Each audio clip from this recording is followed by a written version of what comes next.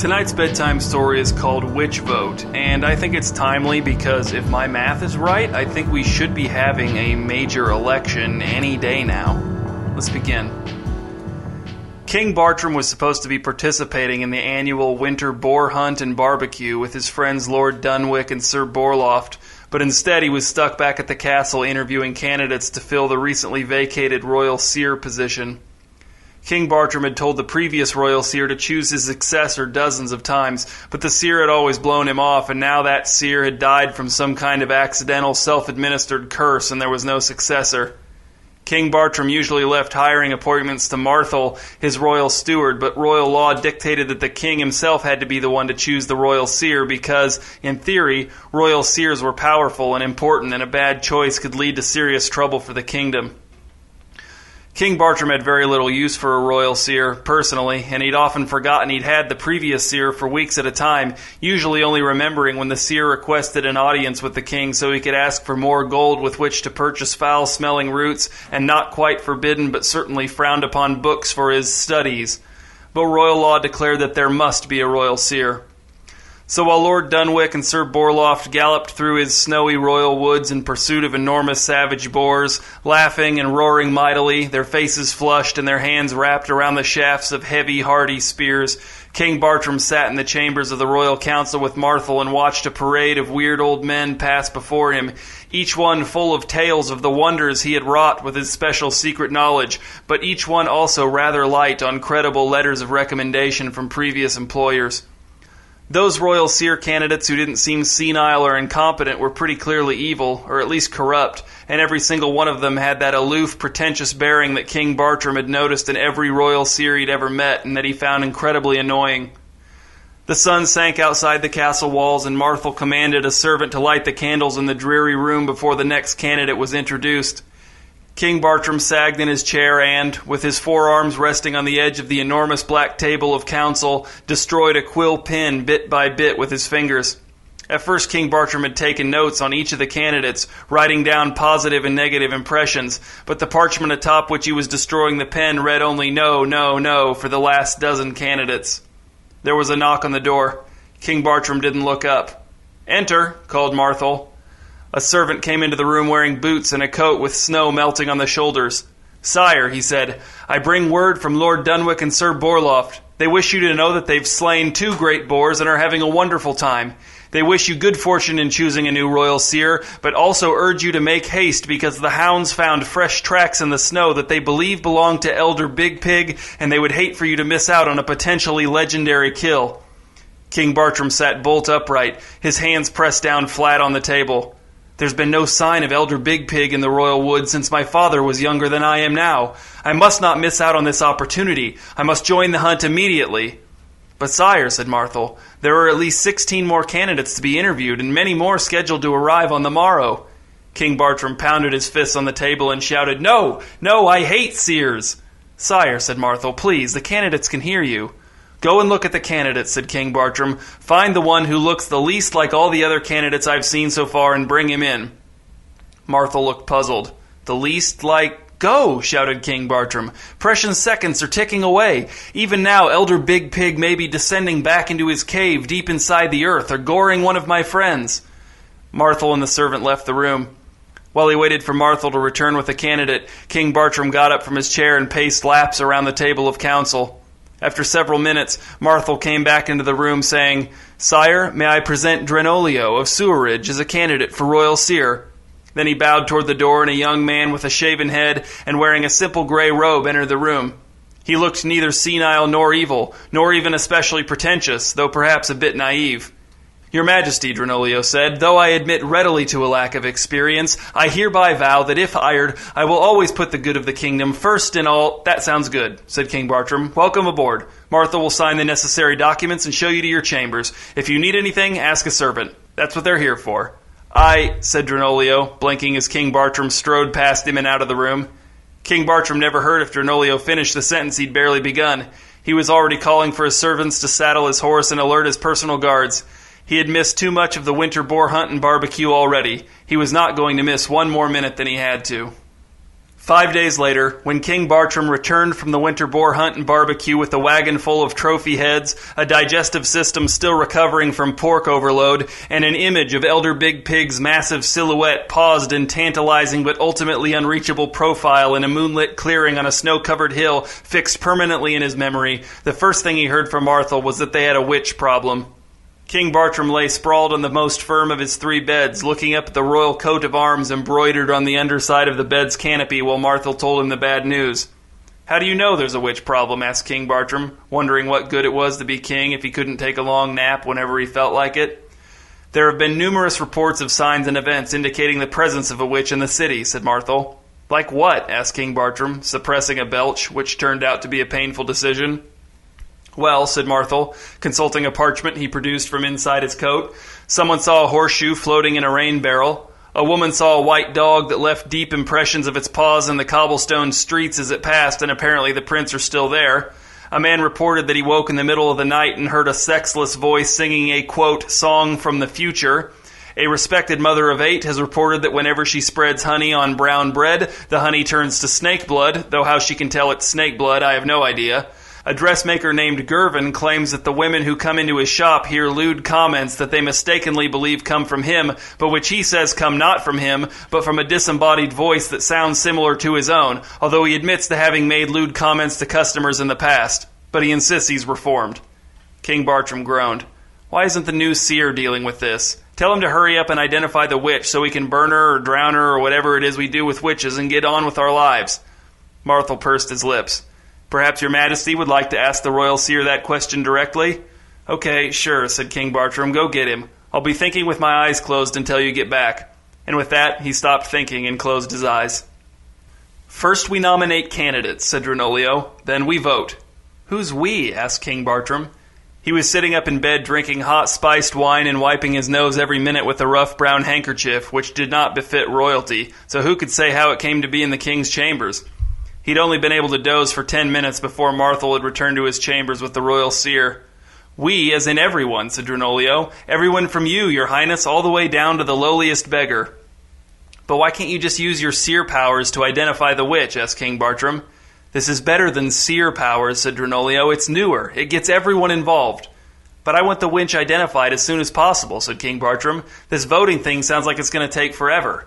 "Sire," said Dronolio, "with the skills I developed in the pursuit of my profession, I could, perhaps, after hours of study, concentration, meditation, and potion-induced trances, identify the witch, but perhaps not. Witches are very cunning. They know how to avoid being detected by even the most experienced seers. How much better to utilize the combined knowledge of every single person in your kingdom who can be persuaded to vote." "Yeah, but what do they know?" asked King Bartrem. "Isn't all that study and trance stuff basically just you doing your job?" "Your Majesty," said Dronolio, his face so humble it had to be fake, "my job is to serve the kingdom in whatever way I can to the best of my abilities, and in this case I believe that the best course of action would be a vote. It's the fairest way." "I'm not going to argue with you," said King Bartrem. "If you really think a vote is the best way to find and get rid of the witch, then you can organize it. Marthel, help the seer out with his vote. Give him paper or criers or whatever he needs within reason. Just get this over with quickly, both of you, and now I'm going to bed. Neither of you say another word, not even yes, sire, or anything like that. Just leave the room without saying a single word and close the door behind you." Marthel and Dronolio did as they were told, and King Bartrem moved to the bed of medium firmness and went to sleep. The witch vote procedure that Dronolio devised was complicated and required the coordination and cooperation of a lot of people who had no idea what he was talking about. Dronolio enlisted a fleet of literate servants and soldiers to sit at official nomination booths scattered throughout the kingdom, where they were to listen to long lines of people declare who they thought might be the witch, and then write those names down on scrolls. Once nomination day was over, the scrolls would be brought back to the palace where they would be examined, the names would be tallied, and the top 3 most frequently recorded names would be declared the official witch candidates. At which point, those 3 candidates would be given an opportunity to try to use speeches in the city square to convince the citizens of the kingdom that they were not the witch. Once all 3 candidates had delivered a speech, the citizens would vote, and whichever candidate got the most votes would be declared the witch, at which point the witch would be burned or drowned or whatever the royal law said was supposed to happen to witches. Confusing in theory, the plan was a fiasco in practice. First of all, no one except for Dronolio really understood the witch vote on a big picture scale, so when the criers went out into the kingdom to explain the vote to the populace, they couldn't answer any of the populace's inevitable questions intelligently. Second, once nomination day arrived, people standing in line at the nomination booths kept starting brawls when they heard their neighbors ahead of them in line nominating them as the witch, and some of these brawls rose nearly to the level of riots. Third, some of the nomination booth attendants came back to the castle with disturbing reports of people who had already made a nomination getting back into line and nominating again because they correctly assumed that the nomination booth attendants would not notice since all peasants looked the same to them, dirty and tired. The only reason the attendants had figured out this was happening was because other peasants noticed their neighbors nominating multiple times and freaked out and started brawling, and yes, some of these brawls also nearly rose to the level of riots. Fourth, even though the criers had been instructed to tell the citizens not to nominate anyone if they truly had no idea who the witch might be, lots of people who clearly had no idea who the witch might be had nominated someone anyway, often holding up the line while they stood in front of the nomination booth attendant and tried to come up with a name on the spot based on whatever impulses or ill-considered notions happened to be drifting through their heads at the moment. Back at the castle on the day after nomination day, Dronolio oversaw the tallying of the nominations as Marthel tried to explain the progress of the witch vote to King Bartrem.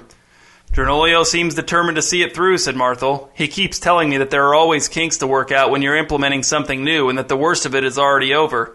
He and King Bartrem were in the king's combat practice room, which was a windowless room with stone floors filled with fabric and straw dummies that the king daily destroyed with various weapons, such as today's morning star, which made Marthel nervous since the king was not skilled with it and swung it around with little regard for his own safety.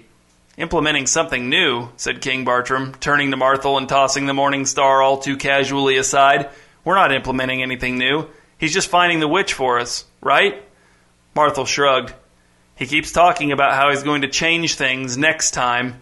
Next time? How many witches does he think we get around here? This is the first one since I've been king, and I don't remember my dad or grandfather dealing with any.